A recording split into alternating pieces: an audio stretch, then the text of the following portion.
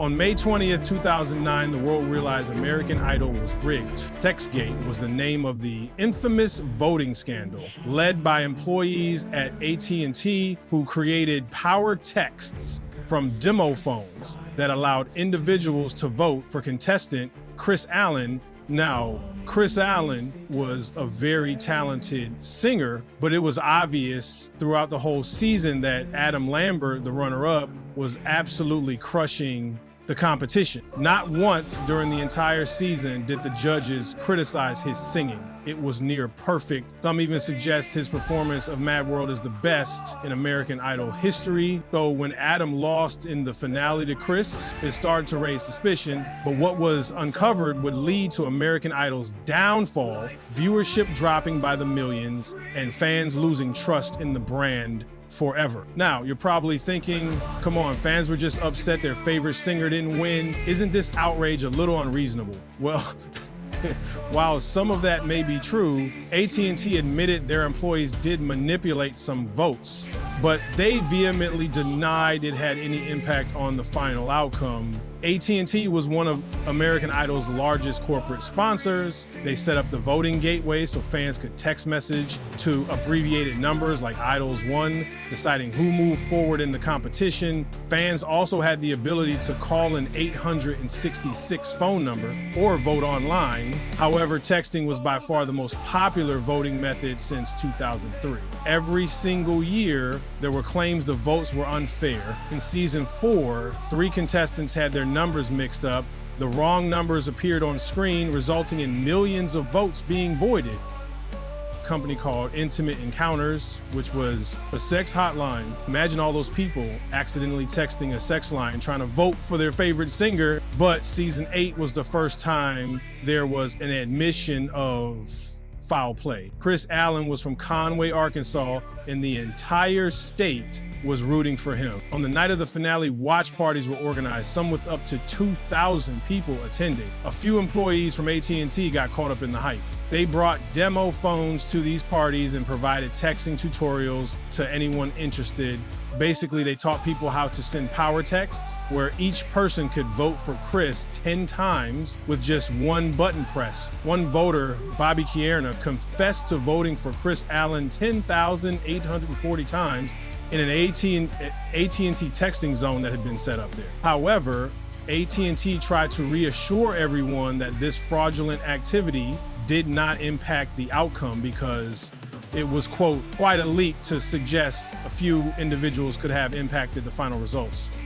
But that begs the question, how can you be certain the results are fair when AT&T literally admitted there was manipulation in the votes? Chris Allen winning, Adam Lambert would go on to have a much more successful music career, eventually earning the honor of replacing Freddie Mercury as the new frontman of Queen, the 5th highest selling band of all time. We probably should have seen Textgate coming because a few years earlier, the votes were manipulated to purposely get a bad singer further along in the competition. This is Sanjaya Malakar, one of the most controversial American Idol contestants ever. 17-year-old kid from Seattle, super lovable, decent voice. Can't blame you, but I just keep trying. Most of you might think his singing isn't that bad, and it really isn't, especially by today's standards. But for American Idol, a show claiming to discover the best talent in the country, people thought he didn't even come close. In fact, he made it all the way to the top 7. People thought something suspicious was going on. A website called Vote for the Worst was created in the early 2000s. It was basically a forum that mobilized Idol fans to vote for the worst person every week, hoping a mediocre or bad singer would win. Their first target was Antonella Barba. They even leaked racy photos of her to drive traffic low blow, but it worked, though she still got voted off. Fun fact, in 2019, she was sentenced to 45 months in prison for possessing 400 grams of fentanyl with intent to distribute. Anyway, after Antonella, Sanjaya became their new favorite. Or I guess least favorite. Simon Cowell was not a fan, but the general American public thought Sanjaya was sweet. He even became a meme.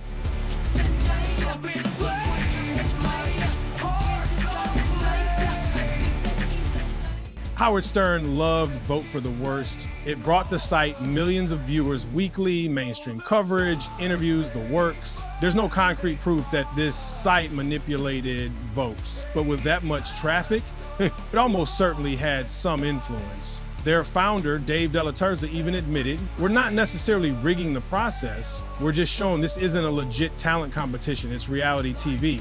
We're trying to keep someone bad around because it's more fun." It raises the age-old question. Do your votes actually matter? Fans always point to things like someone super popular on the internet gets voted off early, or someone everyone hates moves on. Heck, 6ix9ine has 9 million monthly Spotify listeners, and everyone claims to hate him. Clearly, not everyone does. There's no live vote tracker, no formal reports. You just have to trust that the producers are honest. And plenty of Idol losers went on to huge success.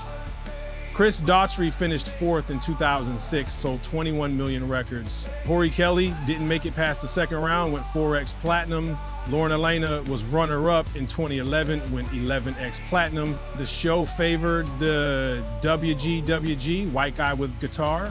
From 2007 to 2012, Idol winners were always basic white guys with guitars. Viewership dropped from 25 million to 18 million during that era. If it was truly rigged, why pick a formula that lost them millions of viewers? Producers admitted it wasn't rigged, it's just reality.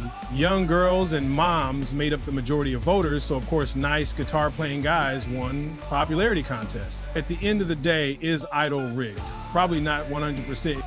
The best singers, actors, even politicians aren't always the most successful. Talent matters, but so does branding, relatability, and hype. In the end, winning Idol gives you a quick prize, but the platform and exposure is worth way more.